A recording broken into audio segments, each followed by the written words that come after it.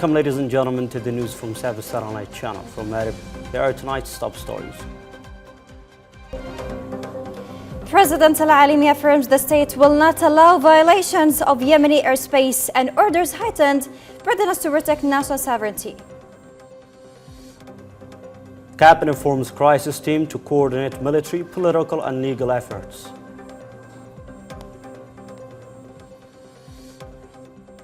United Nations Security Council to discuss Iranian violations of Yemen sovereignty at government's request.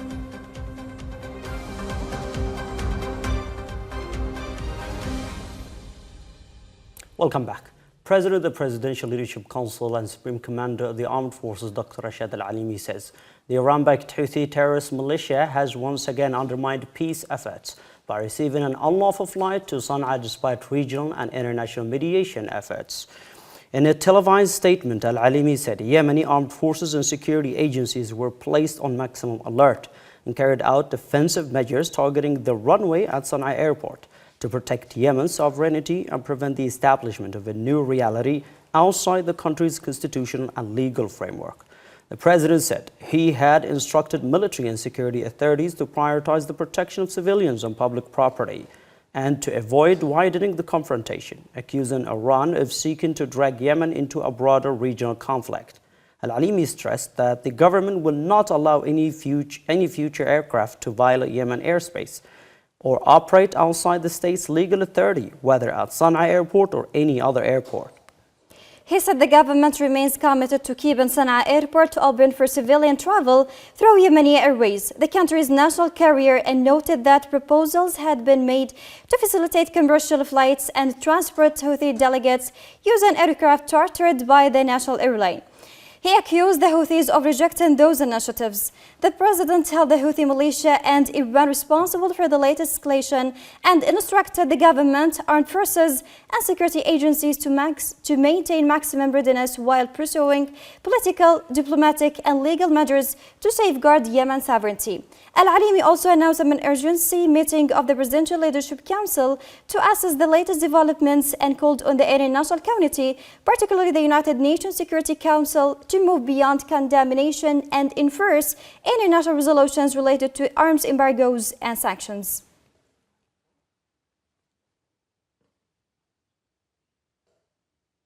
Cabinet held an extraordinary meeting in Aden on Monday, chaired by Prime Minister and Foreign Minister Dr. Shah Al-Zandani, to address a serious escalation following the arrival of a new Iranian flight at Houthi-controlled Sana'a airport.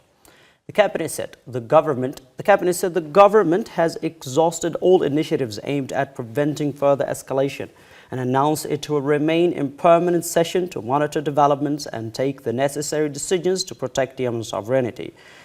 Ministers approved the formation of a government crisis management team to coordinate military, political, diplomatic, legal and media efforts, while directing the defense and interior ministries to raise the highest level of readiness to safeguard the country's airspace, territory and sovereign institutions. The cabinet also instructed the foreign ministry to intensify diplomatic efforts with regional and international partners to prevent unauthorized flights to Yemen outside official channels. It held the Houthis responsible for the escalation and its potential consequences for peace, civilian safety, and regional security, while also accusing Iran of continuing to support the group. The government reaffirmed its commitment to using all political, diplomatic, legal, and military measures permitted under the Constitution and international law to defend Yemen's sovereignty and national interests.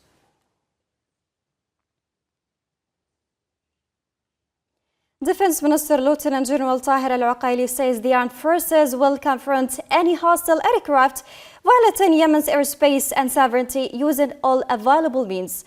In a statement addressed to the armed forces and the Yemeni people, Al-Uqaili said the government, in coordination with regional and international partners, had exhausted diplomatic and legal efforts to persuade Iran and the Iran-backed Houthi militia to halt repeated violations of Yemeni airspace. The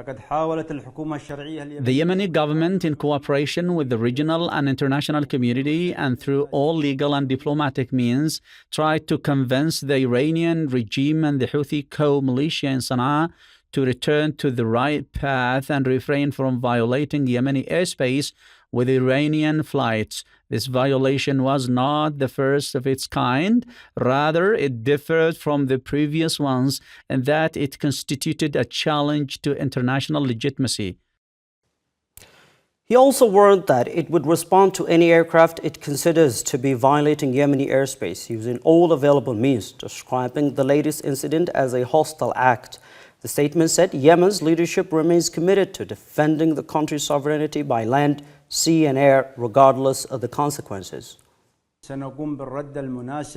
Accordingly, we will respond appropriately to this treacherous and heinous act by confronting and dealing with the hostile aircraft violating Yemeni airspace and sovereignty by all available means until we teach the enemy a lesson that will be heard by those near and far and that future generations will know. Let everyone know that Yemen has a people and a leadership that will defend it by land, sea, and air, whatever the consequences may be.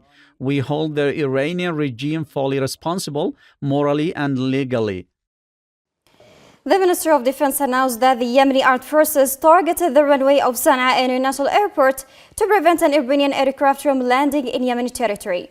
In a statement, the ministry said the Iranian-backed Houthi terrorist militia prevented Yemen's national carrier from landing at Sana'a airport and instead insisted on allowing an Iranian aircraft to violate Yemeni airspace, prompting the strike on the runway. Earlier today, the ministry called for the immediate evacuation of the airport and urged the public to stay away from the area, warning that it would respond to any aircraft or party attempting to violate Yemeni airspace or disregard the directives issued by the competent authorities. It said the precautionary measures are intended to protect civilians and ensure public safety while reaffirming the armed forces' forwardness to take all necessary measures in accordance with applicable laws and regulations to safeguard Yemen's sovereignty and preserve the country's security and stability. After exhausting all political and diplomatic avenues, the state moved to establish a new equation based on protecting its sovereignty through the rule of law and legitimate use of force. Balancing diplomatic efforts with military measures, the government says any violation of Yemeni airspace will not go unanswered. The following report examines how Yemen's internationally recognized government confronted Iranian violations of its airspace and the political and military messages it sought to send at home and abroad. What Yemen's national airspace is witnessing can no longer be described as isolated violations that can be addressed through diplomatic statements. Instead, it has become a direct strategic test of the state's sovereignty and its ability to enforce its legal authority. While the Presidential Leadership Council and the government sought to keep the issue of Sana'a International Airport within a humanitarian framework, exhausting political avenues by proposing the operation of civilian flights through national carrier Yemeni Airways, the Houthi terrorist militia, in full alignment with the Iranian regime, continue to impose an unlawful reality by receiving direct flights from Tehran outside the authority of the state.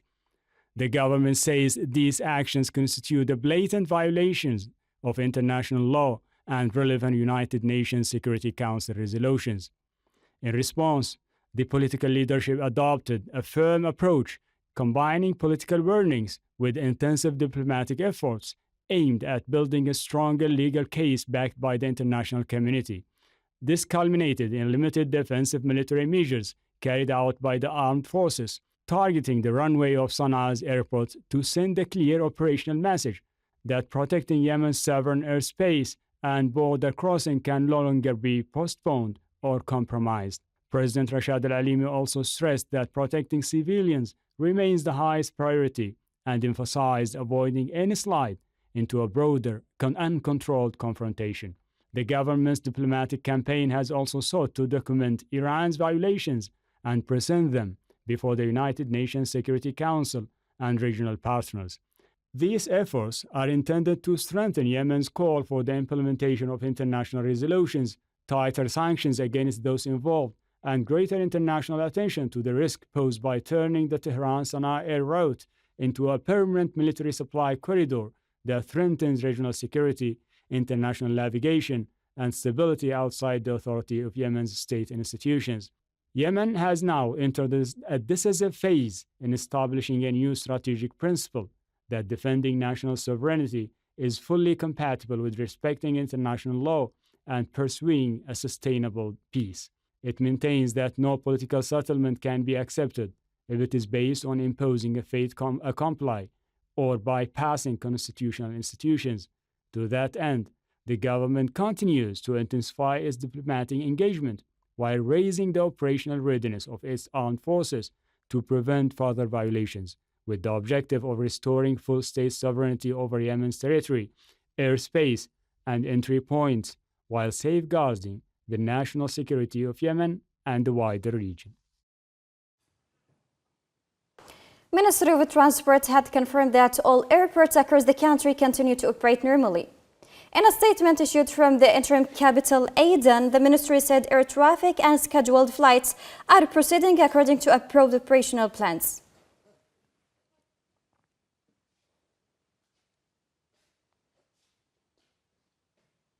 The UN Security Council is set to hold an emergency session tonight to discuss the latest developments in Yemen, following an official request from the Yemeni government over what it describes as Iran's blatant violations of the country's sovereignty. The session follows intensive diplomatic efforts by Presidential Leadership Council Chairman Dr. Rashad Mohammed al-Alimi, who held separate meetings yesterday with Russian Ambassador Evgeny Kudrov and Chinese Chargé d'Affaires Zhao Xing, as part of consultations with permanent Security Council members to rally international support for protecting Yemen's sovereignty and control over its airspace. Council members are expected to review the rapidly evolving political and security situation, including continued Houthi violations, Iranian attempts to operate unauthorized flights into Yemen, and the growing threats to international shipping at the Red Sea and Bab el-Mandeb. The Security Council will also discuss ways to strengthen international support for Yemen's internationally recognized government, protect the country's sovereignty, support state institutions, and advance the political process in line with the agreed references, including UN Security Council Resolution 2216.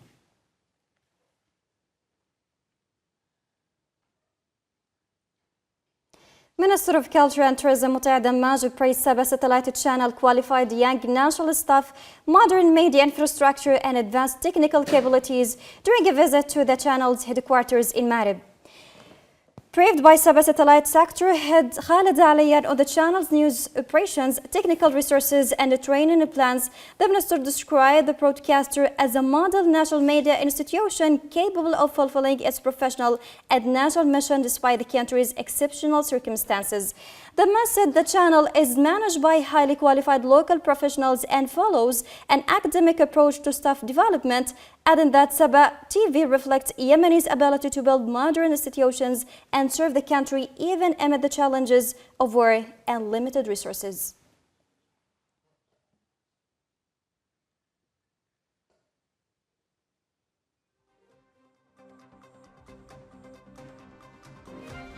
That was the news bulletin from SABA Satellite Channel from Marib. Thank you for watching and have a good time. Have a good